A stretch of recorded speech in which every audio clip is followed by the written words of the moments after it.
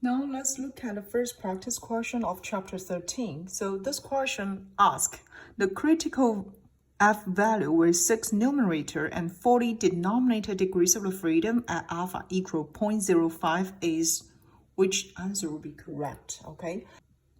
So actually this question wants us to find out the critical value of F distribution, okay? So we need to find out the F at 0.05, that will be the level significance. When df1, this will represent for the numerator's degrees of freedom equals 6, and df2, this one represents for the denominator's degrees of freedom equal 40, okay? So we need to referring to our F distribution table. So if you have this table, okay, I already sent this table in PDF versions, so you can save it in your computer or even print it out, okay? So if you print it out, and then you can use this type of the table for as F distribution, okay? So let's look at how we can use this table to find out the critical value. This column here shows the denominator degrees of the freedom, okay? And this row here shows the numerator's degrees of freedom, okay? And in this question, we have numerator's degrees of freedom equals 6, right? So we need to find out the numerator's degrees of freedom equals 6. And then we have denominator's degrees of freedom equal 40. So let's find out the degrees of freedom equal 40, okay? For denominator. So that will be at the very back of this table, could be here, okay? So from here, we find out the denominator's degree from here, we find out the degrees of freedom of numerator equal 40, and then find out the corresponding numerator's degrees of freedom equal 6.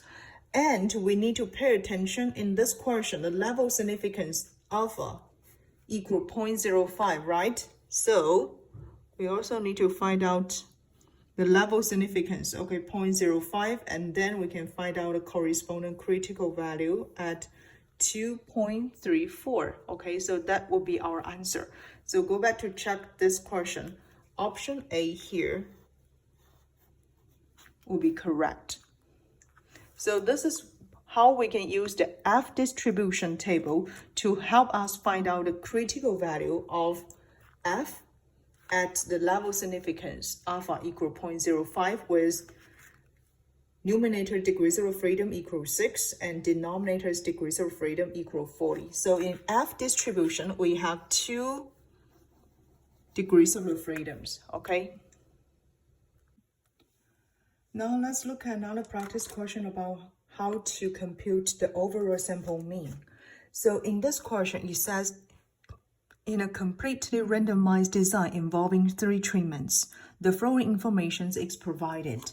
So we have the sample size for treatment 1 equal 5. So the sample mean for treatment 1 equal 4. I will just mark it this one as x1 bar, and then this is n1, okay? And then for treatment 2, we have sample size equal 10, n2 equal 10, and then we also have the sample mean x2 bar here equal 8. For treatment 3, we have sample size n3 equal 6, and then we have the sample mean x3 bar equal 9. This question asks you to compute the overall mean, or what we call a grand mean, for the treatments. So which answer could be correct? In our textbook, okay, we use x double bar here, represents for the overall sample mean or the grand mean, okay? So actually, the overall sample mean is the sum of all the observations divided by the total number of the observations. So we use the sum of all observations divide the total sample size. Okay, so this is the formula for us to compute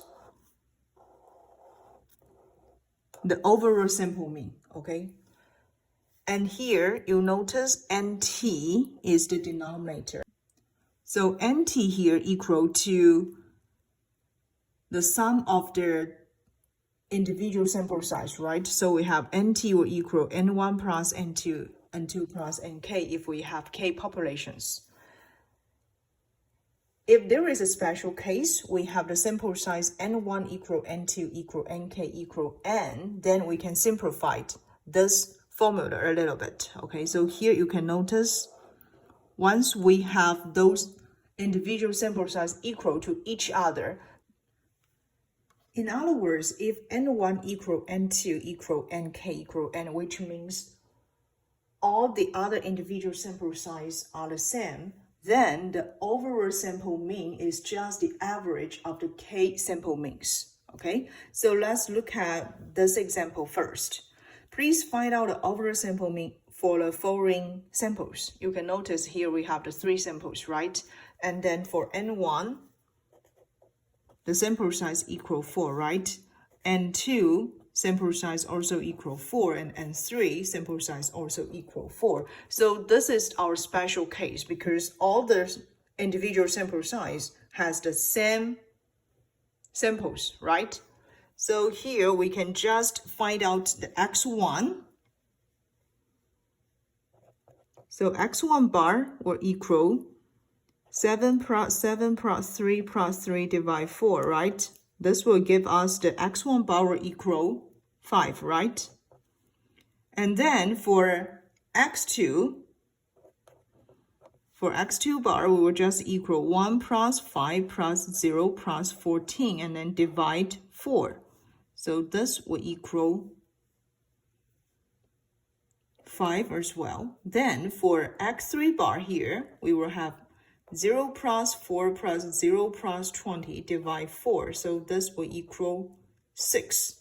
Then you can notice we have there 3 different sample means, right? We have X1 bar, we have X2 bar, and then we have X3 bar here. This question wants us to find out the X double bar, which is the overall sample mean, right? And then according to the special case, we have their sample size or equal to each other, right? So we can just use the X1 bar plus X2 bar plus X3 bar divide, we have 3 samples, right? So totally divide 3. Therefore, we will have the final answer here equal 5 plus 5 plus 6 by 3. This will equal 16/3 will be our overall sample mean for this particular case. Now let's look at second example. So the second example also asks to find the overall sample mean of the following samples. So you can notice we have the sample 1 here, N1 equal 2. We only have 2 observations in sample 1, right? And for N2, the second sample, we have 4. So you can notice in these 2 samples, the sample size are totally different, right? So for X1 bar, we can also obtain X1 bar equal 0 plus 4 divide 2, right? Which will equal 2. For the second example, okay, we have the X2 bar equal 0 plus 3 plus 5 plus 0 divide 4, which is also equal 2, right? And then how we can obtain the overall sample mean?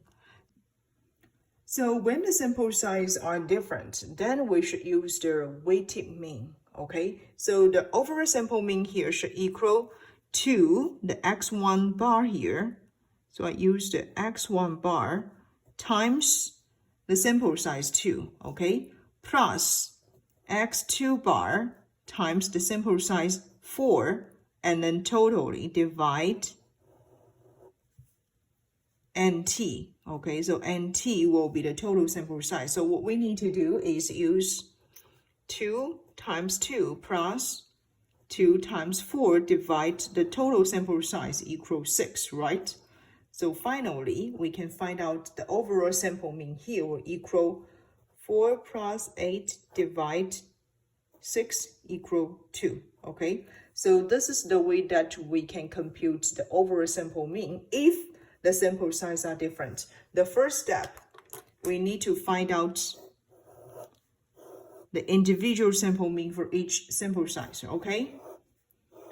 So that will be our step 1.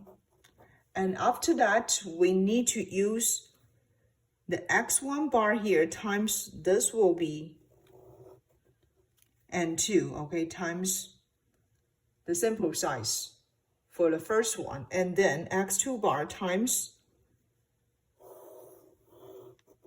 the sample size for the second sample, okay? So this is our step 2.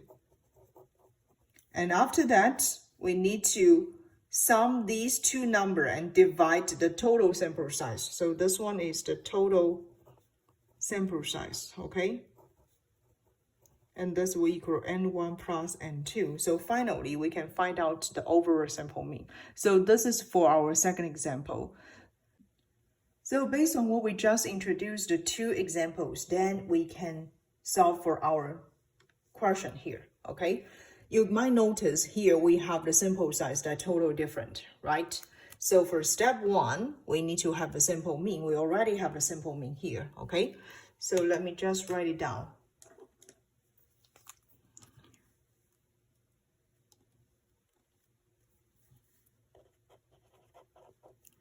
In order to find out this question, okay, for the second practice question, step 1, we have x1 bar equal 4, x2 bar equal 8, and x3 bar equal 9.